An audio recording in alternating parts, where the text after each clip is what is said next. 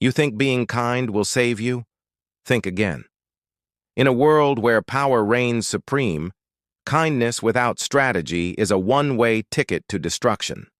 This video exposes why even the most revered figure in history, Jesus of Nazareth, was betrayed, tortured, and eliminated.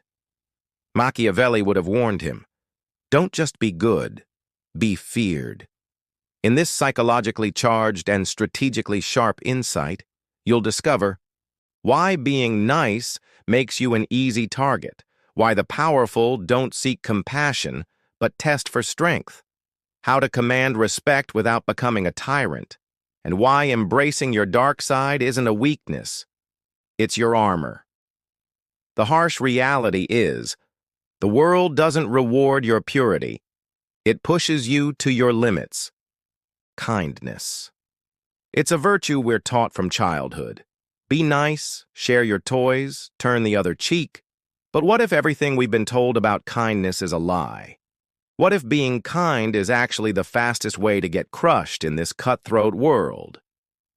Let's take a journey through history and psychology to uncover the dark truth about kindness. And who better to illustrate this point than Jesus of Nazareth himself, the epitome of compassion and love. Jesus preached love, forgiveness, and turning the other cheek. He healed the sick, fed the hungry, and welcomed outcasts. By all accounts, he was the kindest, most virtuous man to ever walk the earth. And how did the world repay him? With betrayal, torture, and a brutal execution. Now imagine if Machiavelli, the master of political strategy, could have whispered in Jesus' ear. What would he have said? Don't just be good, be feared. You see, Machiavelli understood something crucial about human nature and power dynamics. He knew that in a world ruled by power, being kind without strategy is like walking into a lion's den covered in meat. You're not just vulnerable, you're asking to be devoured.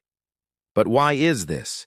Why does kindness, something we're taught is so valuable, often lead to our downfall? The answer lies in the dark recesses of human psychology. First, let's understand why being nice makes you manipulable. When you're consistently kind, you become predictable. People know they can count on your goodwill, your forgiveness, your willingness to turn the other cheek. And in a world where everyone is looking out for their own interests, this predictability becomes a weakness. Think about it. If someone knows you'll always forgive them, what's stopping them from taking advantage of you again and again? If they know you'll never retaliate, what's preventing them from pushing your boundaries further each time? This is why the powerful don't test for compassion. They test for hardness. They want to know how much you can take, how far they can push you before you push back. It's not about being cruel. It's about survival in a world where resources are limited and competition is fierce. But here's the catch. Commanding respect doesn't mean becoming a tyrant. It's about finding the delicate balance between kindness and strength.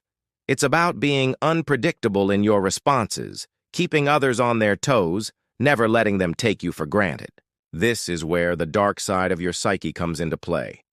That part of you that feels anger, that wants to retaliate, that craves power.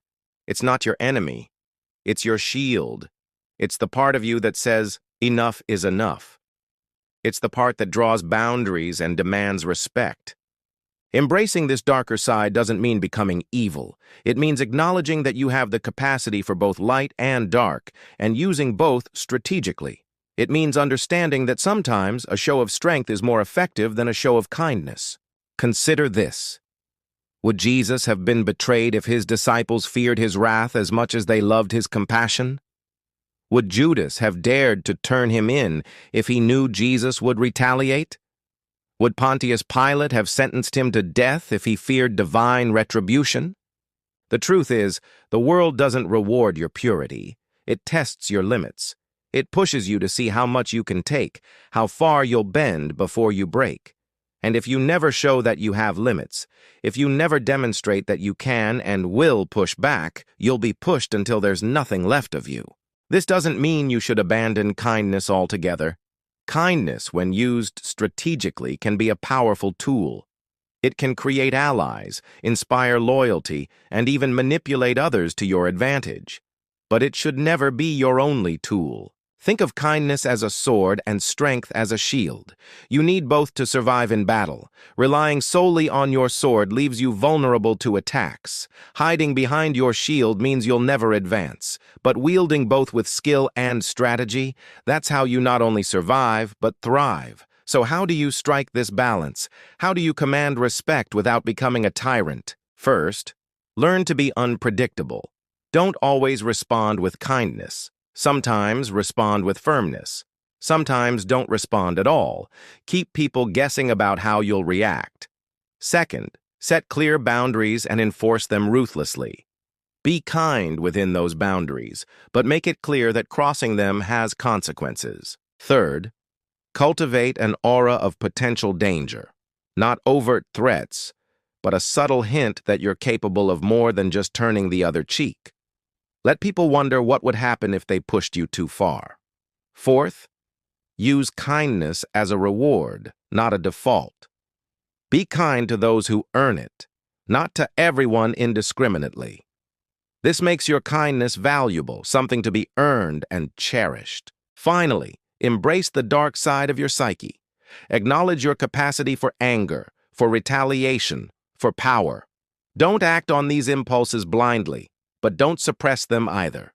Use them as a source of strength, a wellspring of assertiveness and self-respect. Remember, the world isn't fair. It doesn't reward you for being good. It rewards you for being strong, for being strategic, for being able to navigate the complex web of human relationships and power dynamics. Jesus was kind, and he got eliminated. But imagine a Jesus who combined his compassion with Machiavellian strategy.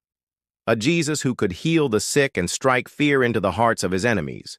A Jesus who could turn the other cheek and also flip tables when necessary.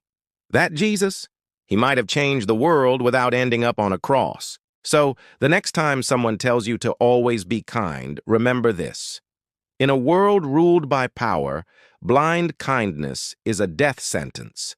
Be kind, yes, but be strategic.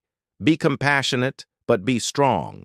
Be good, but be feared. Because at the end of the day, the world doesn't care about your intentions. It cares about your impact. And to make an impact, you need more than just kindness. You need power, strategy, and the courage to embrace every part of yourself, light and dark. Are you ready to rewrite the rules of kindness?